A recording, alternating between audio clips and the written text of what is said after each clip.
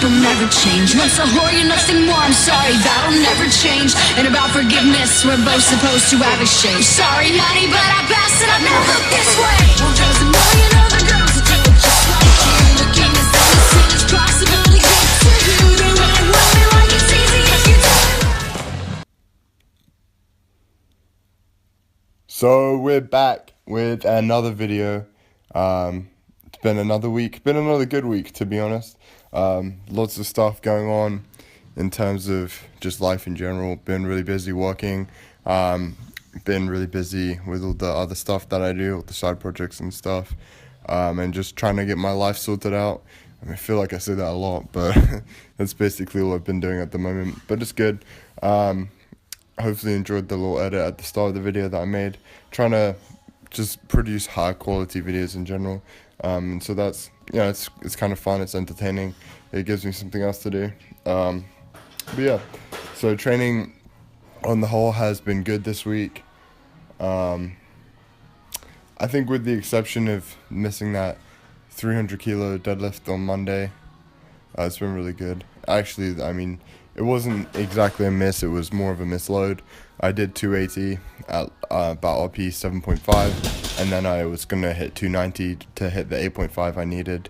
But I accidentally put on 300 kilos, 661 pounds instead. I don't know how I did it, it was stupid. But you live and learn.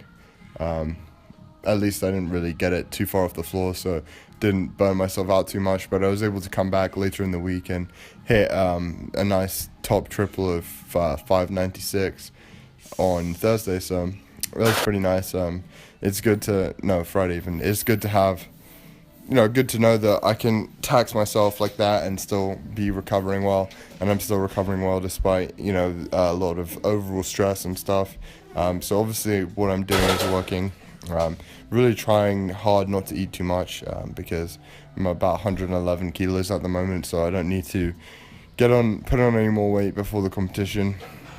If anything, I do want to lose maybe a kilo or two, that would be ideal, and then I'd be in a good position to water cut from there. So we shall see how that goes, but yeah, on the whole pretty good. Top singles move well, bench move really well, deadlift is moving really well. Having a little trouble with squat, just in terms of finding my stance width. Everything has kind of felt a little bit weird this week, but I'm sure with a bit more practice and move my stance back in a little bit this week, it should feel fine again, so that's good. So I titled this video comparisons, and why would I do that? Well, basically, the main issue that you see in powerlifting is people comparing themselves to other people. I guess that kind of transcends powerlifting, to be honest. It's something that just exists in the nature of humans, right? We always have to use other people as metrics and things like that, and I think that's great, but you tend to run into a lot of problems in terms of judging your own success based on how successful other people are, which I don't think is a good thing necessarily. And that kind of, in powerlifting you have Wilks points, and I think they're a useful metric in terms of just assessing overall strength and comparing lifters regardless of weight class and age and things like that. But it's interesting to look at them and actually see the flaws in Wilks points, in terms of it's not particularly favorable for middleweight lifters. Tends to benefit the lifters on the both ends, so the super heavyweights and the lightweight lifters, and leaves kind of everyone else in the dust a little bit.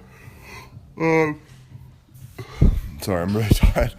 But I think the thing you tend to notice the most is a lot of lifters, especially when nationals kind of happens, or they go to nationals, they put a lot of effort into trying to compete with the people that are there. And that's not necessarily what you should be doing. Obviously, if you have a chance to win, that's cool, you should do that. But if you're lifting like in the daytime session, and you go in with the mindset that you have to put up this certain total because the people in prime time, their nominated total is this, and that's fine. I mean, if you genuinely do have a good chance, then that's fine. But if it's something that you're just reaching for unnecessarily, and then ultimately you leave yourself with not even a PR total, then really what is the point of competing? Because you're putting yourself in this unnecessary position to compare yourself to someone else who you don't really have a chance to compete with. And you do see a lot of people doing this, and it kind of just happens across the board. people just put unnecessary pressure on themselves to match up, really. And I think, you don't know necessarily what that person is doing, how long that person's trained, the sacrifices they make. You can't compare yourself directly without knowing everything that goes into that life, right? And it's never going to be the same regardless of that. And I'm not saying that you should use that as an excuse, but you should use it so you can understand, about yourself, the things that you could be doing differently. Because if that person is doing everything and they're succeeding, then, you need to look at yourself and say, well, I should be doing everything. And maybe you can get to that level too, right? But if you constantly just compare yourself, but you don't know everything that's going into this person's life and things like that, then, it's very difficult to actually ever potentially meet those metrics.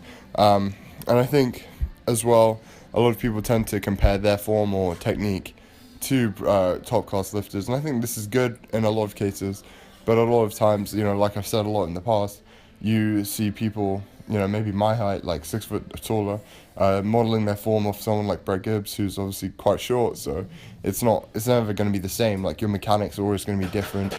The way your hips work and then your knees work, it's never going to be the same as everyone else.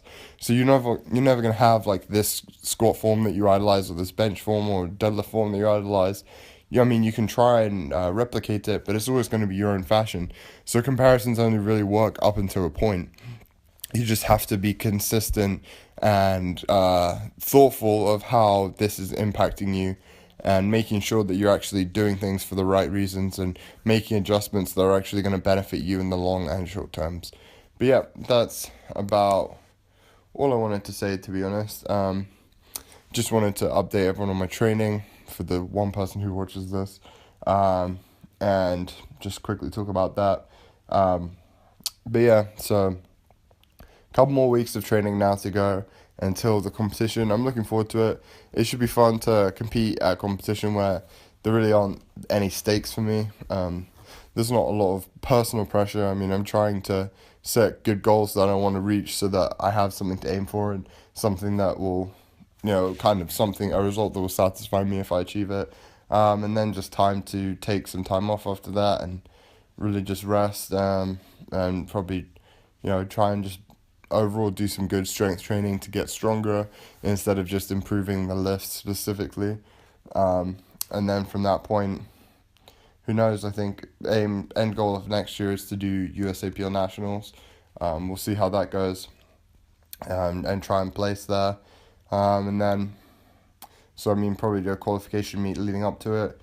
But yeah, so should be able to take a good amount of time off and just work on getting stronger and really take the time I need to grow overall, and then make sure that I'm in a good position to make weight at 105 next year, and then see what I can do when it comes around to nationals. Maybe get a primetime slot. That would be pretty cool.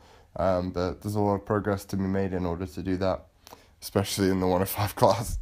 But yeah, that's about everything. Thank you for watching, and I'll see you next week.